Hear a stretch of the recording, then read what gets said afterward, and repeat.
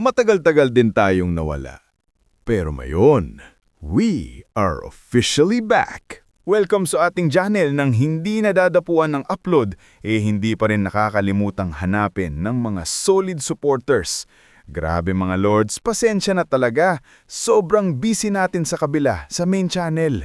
Pero kahapon may nag-comment, "Boss, hinahanap ka na namin. Wala ka bang update sa Kalingap World?" Doon ako natauhan. Pagtingin ko, halos 6 months nang walang content ang channel na to. Konting-kunti na lang madedemonetize tayo. Kaya ito na, your boy is back. At kung pagbabalik lang rin ng pag-uusapan, mainit agad ang entry natin. At ang medium of the day, walang iba kundi ang kwento tungkol sa explosive episode ni Edo, Viance at Early. Kasama pa ang mga pasabog sa vlog ni Kalingap Rob. Pero bago ang lahat, suportahan natin Kalingap Diego, Kalingap Rob, Ate Edna Lugs at syempre, Kuya Val Santos Matubang. At syempre, huwag kalimutang i-like, comment, share at subscribe. Tara na, simulan na natin. Hello mga Kalingap! Welcome back sa ating channel. Ngayong araw, tatalakayan natin ang mainit na issue na talaga namang pinag-uusapan sa buong community. Ito ang sitwasyong kinasasangkutan ni Edo, Viance at Early. Isang kwentong punong-puno ng haka-haka, komento, kilig at konting kontrobersya. Pero bagong lahat, balik muna tayo sa pinagmulan. Napansin ng maraming viewers na nitong mga nagdaang araw, mas madalas magkita at magkasama sina Edo at Early. Dahil dito, kumalat na agad ang tanong, mas mahalaga na ba si Early kaysa kay Viance? Priority na ba si Early? Napag-iiwanan na ba si Viance? Naguguluhan ng lahat. Sino ba talaga ang mas malapit sa puso ni Edo? Ngumit narito ang katotohanan. Si Early ay biktima ng malupit na trahedya. Nabuwal ang bahay nila dahil sa hagupit ng bagyong uwan. Hindi lang tirahan kundi pati mga gamit, kabuhayan at mga pangsariling gamit ay winasak ng unos. At sa ganitong sitwasyon, natural lang na mas madalas puntahan ni Edo ang bata.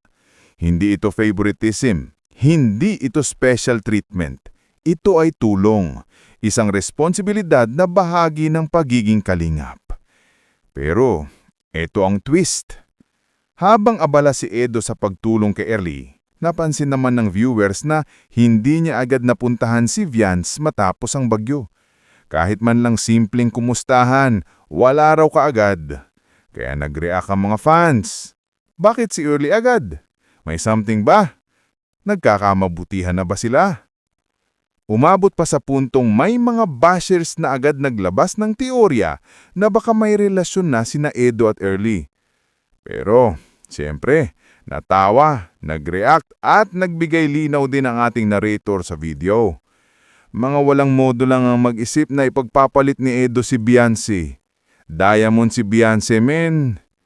Dito pumasok ang matapang, ngunit tapat na opinyon ng content creator na si Edo kahit gaano ka-busy, hindi ipagpapalit ang taong mahal niya. At dapat, bilang tao, alam ng viewers na charity ang trabaho niya. Kapag kailangan siya ng benepisyaryo, nandun siya. Ngulit biglang nagbago ang ihip ng hangin nang lumabas ang latest vlog ni Kalingap Rob.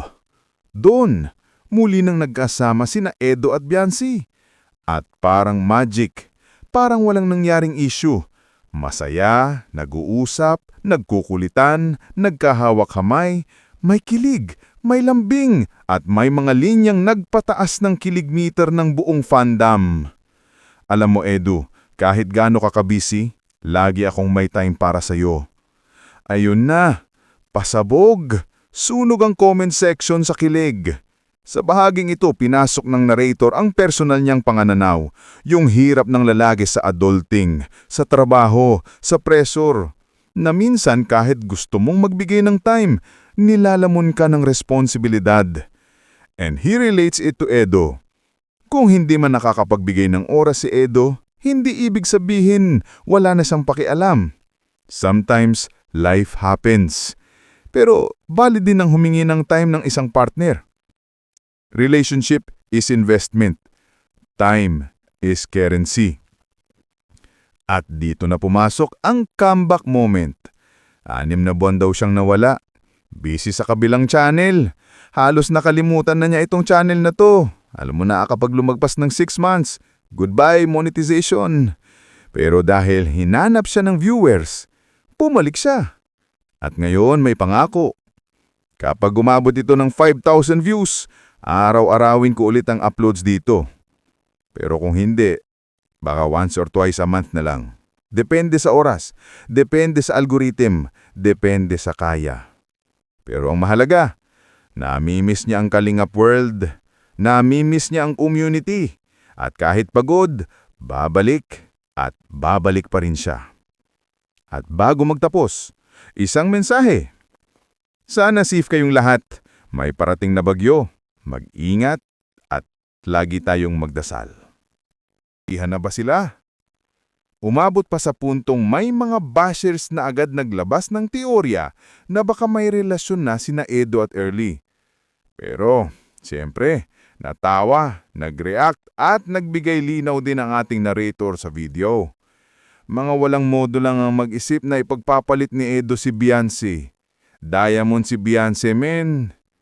Dito pumasok ang matapang, ngunit tapat na opinyon ng content creator na si Edo kahit gaano ka-busy, hindi ipagpapalit ang taong mahal niya.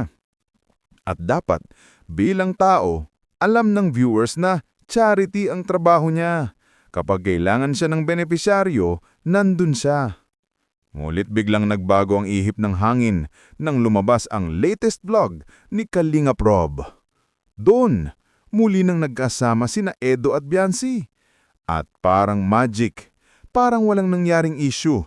Masaya, nag-uusap, nagkukulitan, nagkahawak kamay, may kilig, may lambing, at may mga linyang nagpataas ng kilig meter ng buong fandom. Alam mo Edo, kahit gaano ka kabisi, lagi akong may time para sa'yo. Ayun na, pasabog, sunog ang comment section sa kilig. Sa bahaging ito, pinasok ng narrator ang personal niyang pangananaw, yung hirap ng lalaki sa adulting, sa trabaho, sa pressure, na minsan kahit gusto mong magbigay ng time, nilalamon ka ng responsibilidad.